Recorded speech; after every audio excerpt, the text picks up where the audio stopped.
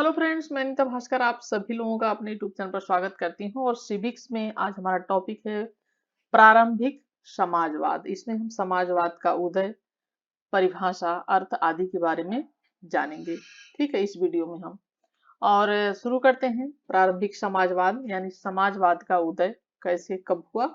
और आशा करती हूँ वीडियो पसंद आएगी। लाइक शेयर कमेंट जरूर करिएगा और चैनल पे नए हैं तो चैनल को सब्सक्राइब कर लीजिएगा, जिससे नई वीडियो की नोटिफिकेशन आपको मिलती रहे और टीजीटी और पीजीटी की तैयारी अच्छी तरीके से शुरू कर दीजिए। और पहले की अगर आपने वीडियो नहीं देखी है पॉलिटिकल थिंकर्स की, तो पहले की वीडियो भी अवश्य देखिए और प्लेलिस्ट में जाएंगे, आपको सारी वीडियो वहां पे मिल जाएगी।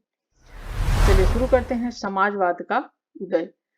समाजवाद के उदय के संबंध में बीपी वर्मा ने लिखा है कि समाजवादी विचारों का जो बीज है वो क्या है, पुराना है और उसमें मानव को उन्नत करने, प्रचलित जो व्यवस्था है उसकी आलोचना करने का जो विचार है, उसका जो स्रोत है प्राकृतिक नियम की कल्पना में ही क्या है वो मिल जाता है। ठीक है, और इसी प्रकार से थिंकर्स हैं, विचारक हैं, वेकर कोकर, क्या नाम है उनका, वेकर कोकर। उनका कहना है, उनके अनुसार समाजवाद वह नीति है या सिद्धांत है। ठीक है, इन्होंने कहा है कि वेकर कोकर ने कि समाजवाद वह नीति है या सिद्धांत है जिसका उद्देश्य एक लोकतांत्रिक केंद्रीय सत्ता द्वारा प्रचलित व्यवस्था की अपेक्षा धन का जो है श्रेष्ठ कर वितरण और उसके अधीन रहते हुए धन का श्रेष्ठतर क्या करना है, उत्पादन करना है। ये है वोकर वेकर का विचार, कोकर का विचार। ठीक है, ईसा से कई सौ शताब्दियों पूर्व ही दार्शनिक तथा पैगंबरों का ध्यान सामाजिक असमानता, शोषण, निर्धनता आदि की ओर क्या हुआ, आकृष्ट हुआ।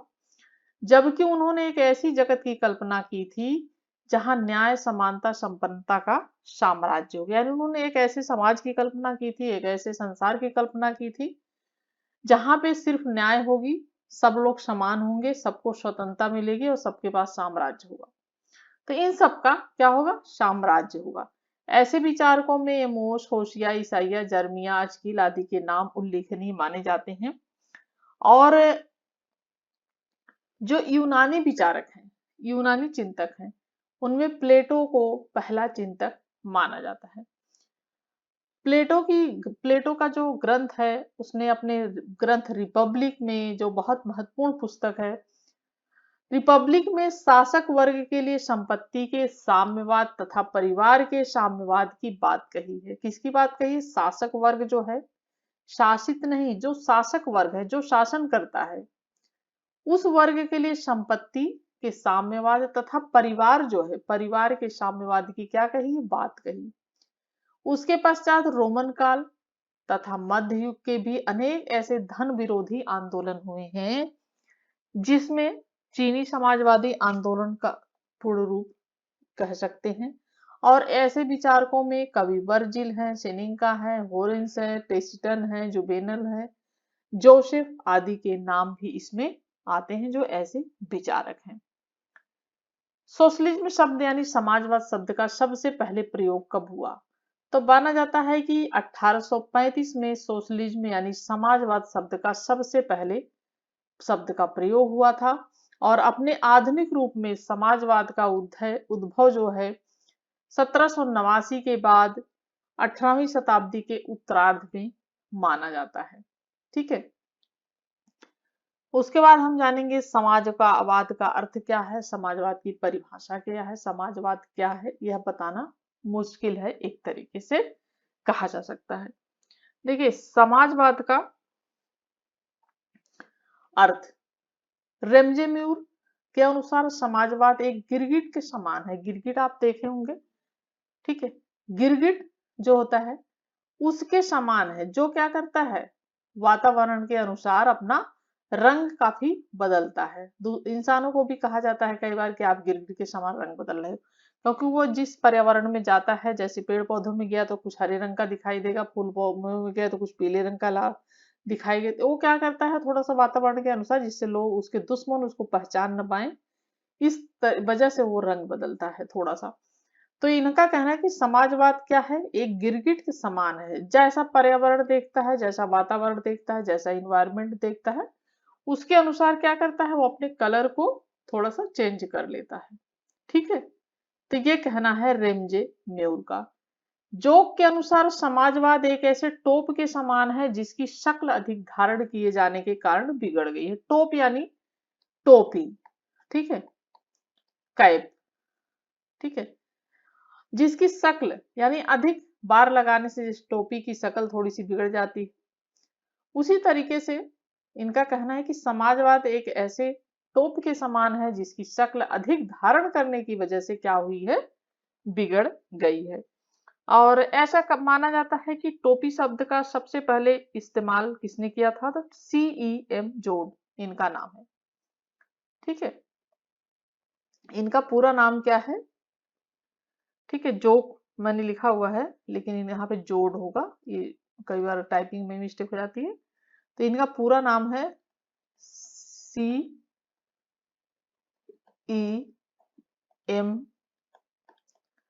ठीक है, जोड।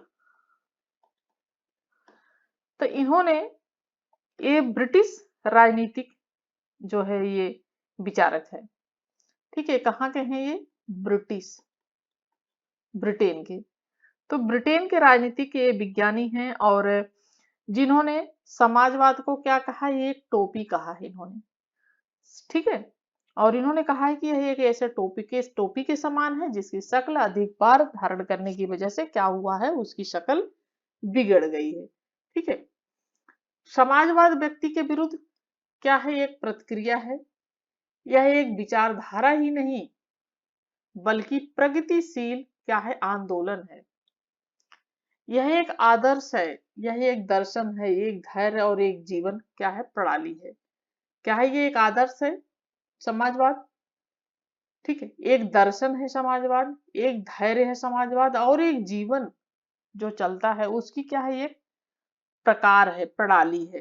ठीक है, अतः इसकी एक निश्चित परिभाषा देना कठिन है, यानी एक निश्चित परिभाषा नहीं दी जा सकती समाजवाद की। फिर भी इतना कहा जा सकता है कि यह क्या है, ये समाजवाद किसका विरोधी है, पूंजीवादी विरोधी है। ये पूंजीवाद का विरोधी, जो पूंजीवादी पति हैं उनका क्या करता है, क्योंकि समाजवाद सबको लेकर चलना चाहता है, सबको साथ लेना चाहता है, सबके साथ समानता का व्यवहार करना चाहता है, सबको स्वतंत्रता आजादी देना चाहता है।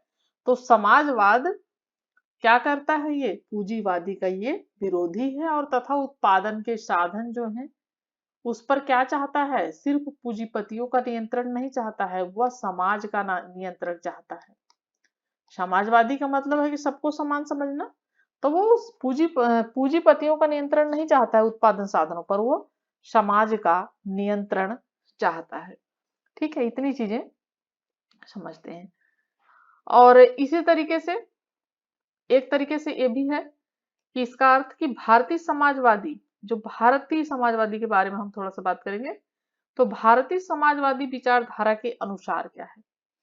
देखिए, भारतीय समाजवादी विचारधारा के अनुसार इसका मतलब क्या है, ठीक है, इसका अर्थ क्या है, निस्वार्थ सेवा है, ठीक है, निस्वार्थ सेवा, त्याग है, आध्यात्मिक प्रवृत्ति है, और इसमें शोषक और शोषित, यानी जो शोषक है, जो शोषण करते हैं, और जो शोषित समाज है, ठीक है, शोषक और शोषित के लिए इसमें कोई स्थान नहीं है। और यदि किसी के पास कोई संपत्ति है तो वह समाज की धरोहर माना जाए, यानी अगर किसी के पास, किसी भी व्यक्ति के पास कोई संपत्ति है तो सिर्फ उसकी अकेले की संपत्ति नहीं होगी, यानी मेरे पास संपत्ति है तो सिर्फ वो मेरी संपत्ति नहीं होगी, उसे क्या करना है, उनका विचार है कि उसे सब में बांट दिया जाए, यानी उस पर, उस संपत्ति पर सबका अधिकार होना चाहिए। तो यानी उसके पास, अगर किसी के पास कोई संपत्ति है तो वह संपत्ति समाज की धरोहर मानी जाए। और देखा जाए तो इसके अनुसार सभी लोग एक समान स्थिति में होने चाहिए। समाजवादी का मतलब है समानता, एक तरीके से आप समझ सकते हैं। तो इसका मतलब है कि सभी लोगों को समान समझा जाए, ठीक है। और इसके लिए एक ही शब्द समझ सकते हैं आप, समानता। कुछ परिभाषाएं देख लेते हैं महत्वपूर्ण, जो ज्यों की त्यों पूछी जाती हैं एग्जाम में, और आपको इनके राइटर के नाम याद होने चाहिए और परिभाषा याद होनी चाहिए, जरूर पूछी जाती हैं।